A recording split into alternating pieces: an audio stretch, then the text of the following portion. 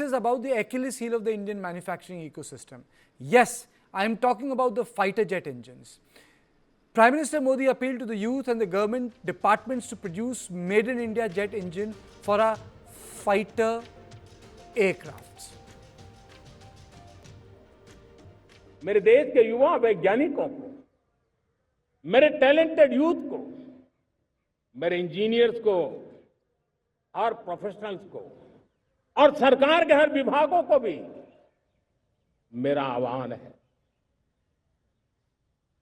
क्या हमारा अपना made in India fighter jets के लिए जेट इंजन हमारा होना चाहिए कि नहीं होना चाहिए? Now, let me take my viewers through some basic details. One, India has not been able to produce a fighter jet engine, which we deploy. One, it is a technology restricted to a few countries, which is very, very high end. It makes India dependent on foreign vendors. There were a couple of projects, for example, Kaveri engine project to power Tejas LCA back in 1986. It was flight tested also in 2004. In 2008-10, Kaveri engine failed to meet the thrust requirement for Tejas. India opted for GE F404 engine instead. This is a basic outlay I am trying to give to my viewers. So Air Commodore Singh, though the Prime Minister has announced it, though there is a great thrust on Atmanirbharta, talk of innovation, but do you think it's going to be a short road in terms of producing a jet engine?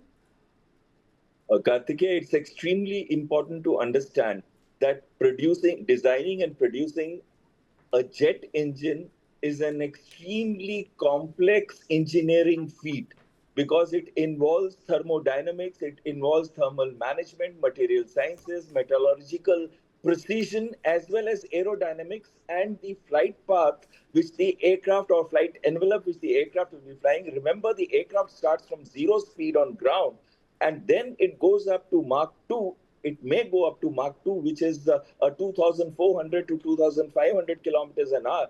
And the jet engine starts with the air intake. Now, the air intake has to be designed for right from 0 speed up to 2,400, 500, so that the airflow doesn't become turbulent when it enters the air intake. The subsequent part of that is it goes to the compressor, where it is compressed to a very high degree pressure, and increase in temperature and pressure takes place, and the temperature comes to around 1,000 degrees centigrade. From there, it goes to combustion chamber, where a fuel is sprayed and ignited explosively. With the result, both the temperature and pressure go up phenomenally, and the temperatures go up to 1,700 to 1,800 degrees centigrade. From here, it goes to turbine, which converts the kinetic and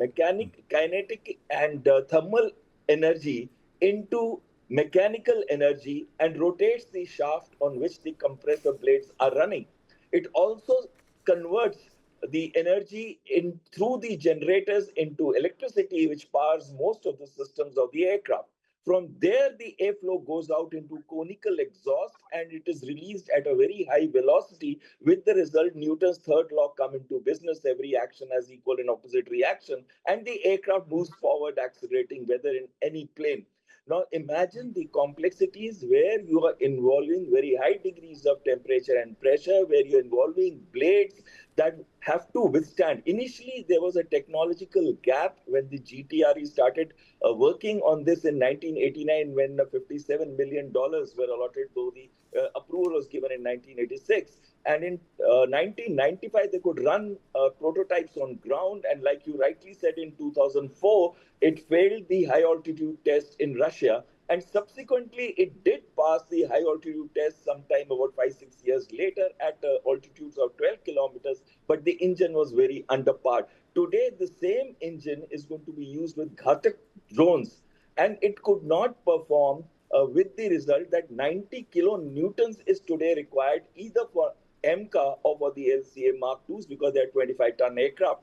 Now, when we are looking at this 90 kilonewton, what the government has done, and rightly so, which should have been done maybe a little bit earlier, is for going for co-development and co-production of this. we have shortlisted GE414 engine where 80% transfer of technology takes place. But let me tell you, I'm not very happy with the Americans. You can't tell anything about them. Today they are going to give, tomorrow they may not give, like they did to Pakistan or they did to Turkey. Now, secondly, and a very important thing is, they're only giving us 80% TOT, transfer of technology. Then we are looking at Rolls-Royce engine and the next generation Rolls-Royce engine, which can give you 120 kilonewtons, and So, they are willing for, you know, for the viewers, just Commodore. 30 seconds more. Just 30 seconds more. They are willing to give us both a co-development as well as full IP. Similar with Safran M88 engine and similar with Japanese F91, which is actually giving around 130 kilonewtons. So this co-development with 100% transfer of technology and giving the IP, that is intellectual property rights, is the right way forward. And I feel that in the next 7 to 8 years, we will be able to develop if we quickly take a decision today. I have a very different question. It's not as if, you know, we have not done well in terms of technology. So this question is to you, sir, and the second question will be to General Sahni. The question to you is, we have a great space record, you know, PSLV, GSLV, you know, we have done well there. But why did we fail here? Is there a historical social context that in terms of jet innovation that we failed, but we excelled in the space sector? There are, if you look at it, wherever the leadership has been extremely strong, whether it was space, where the leadership was very strong, or whether it was the integrated guided missile development program, which was President Kalam involved in it. And when we are looking at the leadership being very strong, we have done exceptionally well in those areas. Where the leadership has been slightly